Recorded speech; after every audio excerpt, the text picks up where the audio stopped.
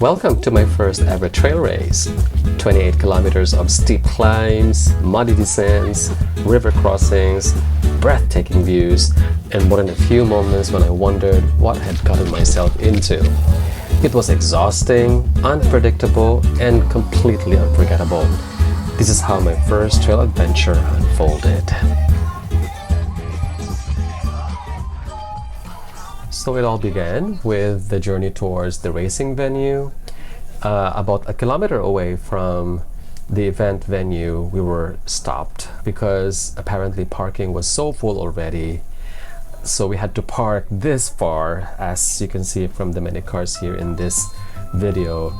But luckily there was an extra bus service that took all racers and participants towards the racing venue like this, so that's pretty convenient.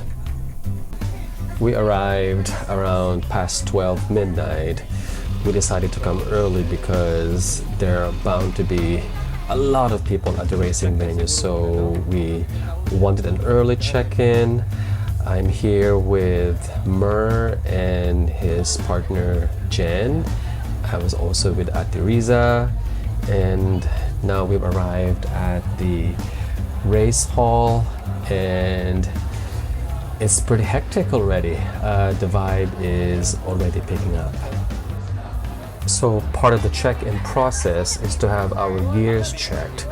Now this part is mandatory, so if we miss any of the important gears, we wouldn't be allowed to race. So first aid kit number 1, emergency blanket, a headlamp since I'll be starting the race in the dark at 4 in the morning, trail food as well. I like that the organizer was pretty strict on this because it means they're really looking after the welfare of the racers. Next step was the signing of a waiver. Then afterwards I was given a tag to identify me as one of the racers. Then I head towards the bib check-in section where I had to make sure that my race bib works and I'm registered. Pretty straightforward, and then from here I just started touring the whole racing venue just to get a good feel about how everything is gonna be like. So it's pretty elaborate with all the lights and the sound. There's even a food hall, and they've created this track like a makeshift pathway making use of gravel field sacks, just so when it rains really heavily we'll have these raised walkways to keep us from getting muddied.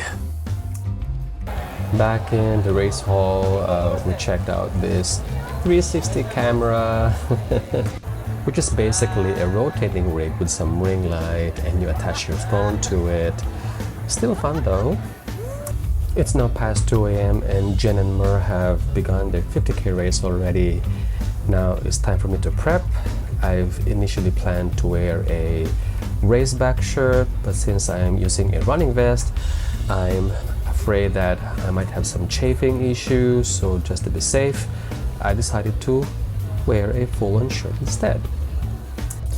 At around 3, I looked for a quiet spot for me to stretch and meditate a little bit. I need this to keep my heart rate low. You know, when you are in racing events like this, it really gets the adrenaline going, and so it's my way to keep relaxed, mellow down just before I start running. At 3:30, I start putting on my gear, making sure that everything is in place. This is it. Heading towards the pen. Wish me luck. Already the holding area is packed. All 1,200 racers are here already, with all of the lights, the sound, and the howling and shouting. They get you really pumped. When the countdown began, my heart was racing already. I could hardly lower my heart rate. With all this vibe, how could you? Now it was drizzling already, and so it meant that the track is going to be really muddy on the way out. but it all added to the vibe. It's a slow start apparently, and you could hardly run at this point.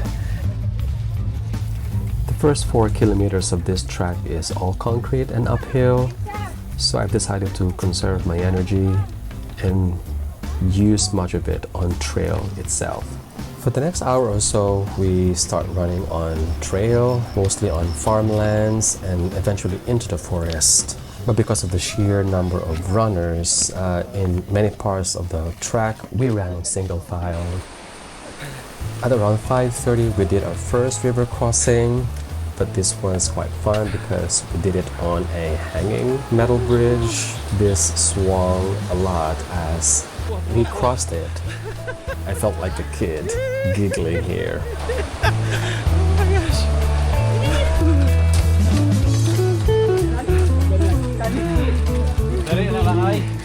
We finally reached the infamous 1,000 step mountain stairway of this route. This was pretty steep, gaining around 200 meters of vertical elevation.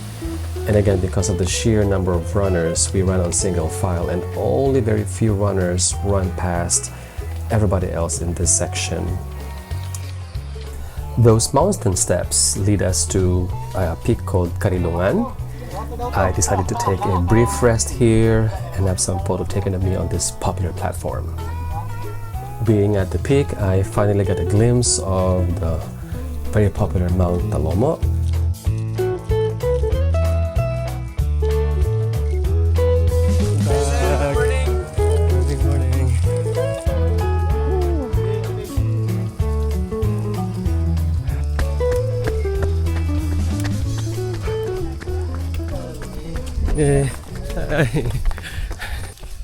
Okay, I've gone past the halfway point.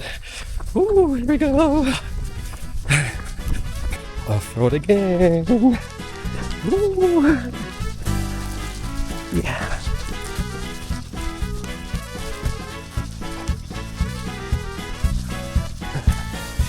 Ooh.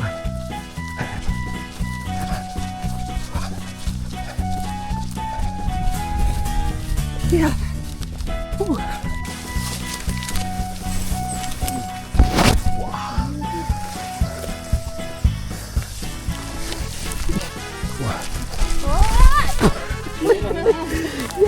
Yeah.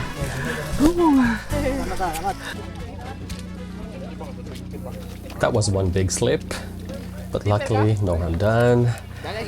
Finally, we arrive at the first biggest aid station, and here I refuel and have a brief respite from all the tiring ascent.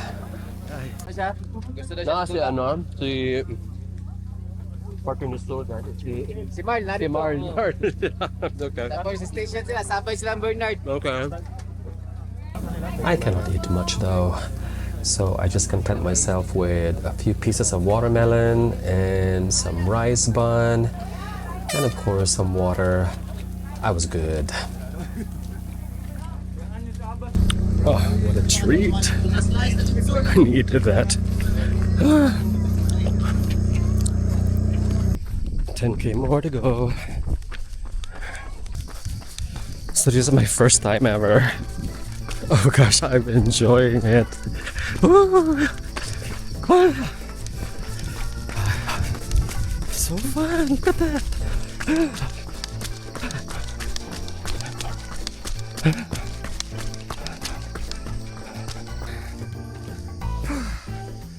This muddy track.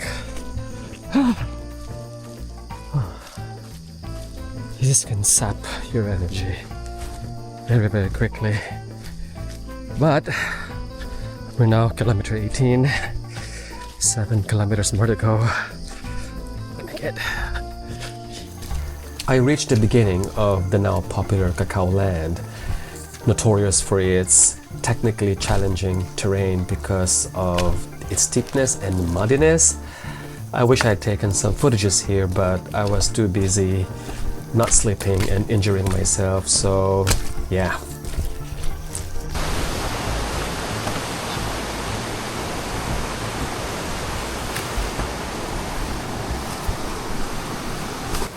This is our second crossing in a river called Panigan, and it's one of the scenic stops I've made on this run. And I honestly wanted to stop and just take a dip and refresh myself, but I thought I'm gonna get back here in the future one day. And since we went down, of course I'm gonna have to go back up again. Another arduous ascent ahead of me. I'm certified exhausted. Kilometer 21. Fuck. I'm tired.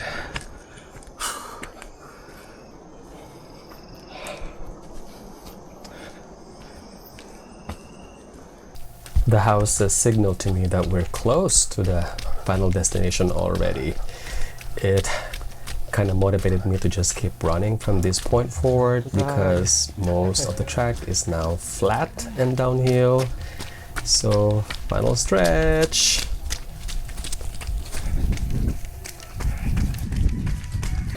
I've now reached the final aid station, and wow, still lots of food for us to enjoy. I've had enough already, so I just took one piece of fruit and started running and walking the rest of the way. Okay, 3 kilometers more and it's gonna be over. So I have mangosteen, a tropical fruit very commonly grown in Davao, and a lot of tourists from all over the Philippines actually go to Davao for this. It's in season, so naturally it's pretty abundant everywhere in all the 8 stations. Oh gosh, the sun is up and wow, what a trail! Love it. I think I'm hooked. This is the first, and it's a beautiful introduction to this whole trail running thing, and I couldn't be more thankful for just so many things, not just for the opportunity of running, but of course for this body, for the resources, the kind people along the way. Buntag. And you know, just being able to do this, it's just a gift.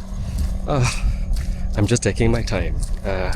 I'm not aiming for any personal record, but I can actually beat my personal goal, which is 6 hours. It's at the moment already around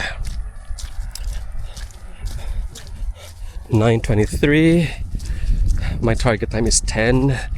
There are 3 kilometers more, so in about half an hour I can make it. So yeah, the 6 hour target is within reach. Couldn't be more thankful. But actually I still have 6 kilometers more to go. I just learned that because the whole racetrack was rerouted due to incessant rain, the organizer wanted us to avoid one river crossing that might be too flooded already. So instead of 25k, this whole route has moved up to 28 kilometers already. Woohoo! We have now reached the final, really muddy stretch of this track, about 3 kilometers. This is the most fun part of the whole track. Look at that! Wow! Ah! Oh my god! Ah! Wait, I've got me.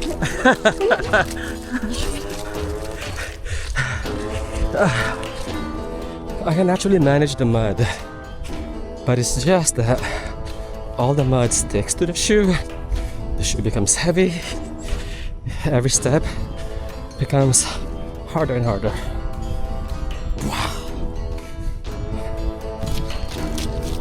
This may look a little solid, but it's actually very slippery, so you cannot run too fast here.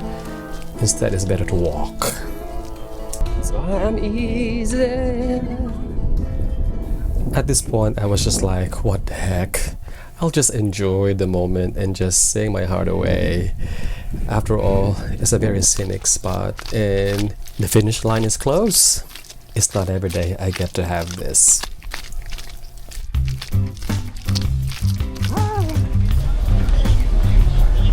Almost there.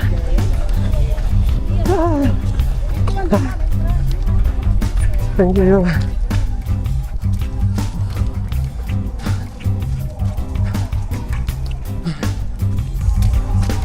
Embrace the mud.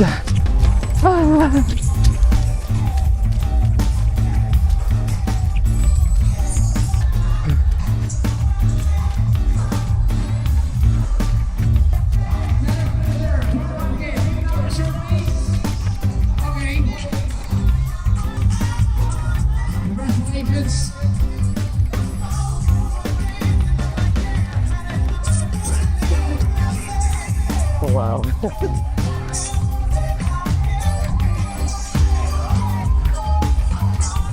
We also wanted to see their official that's a page for the weight test. And just like that, the race is over. As with my 4 previous races, crossing the finish line felt understated and unceremonious. But this one here is definitely special.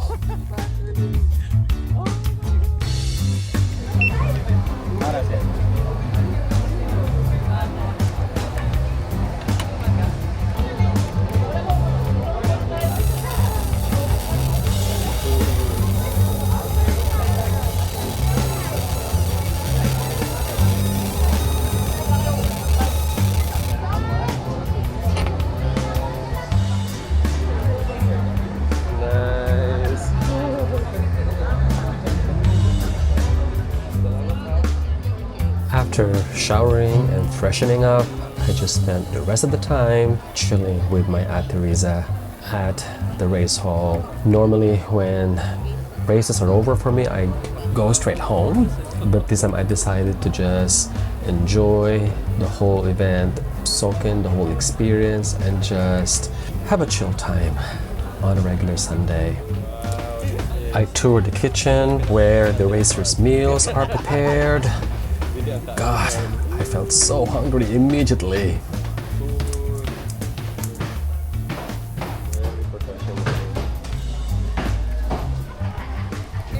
I also caught up with some familiar faces. This one here is GMR. He's one of the youngest, fastest runners on track. I give him a personal congratulations. Overall, it was a great experience. Definitely one for the books, and I wouldn't trade it for the world. I'm looking forward to next year and making great memories on trail in the future.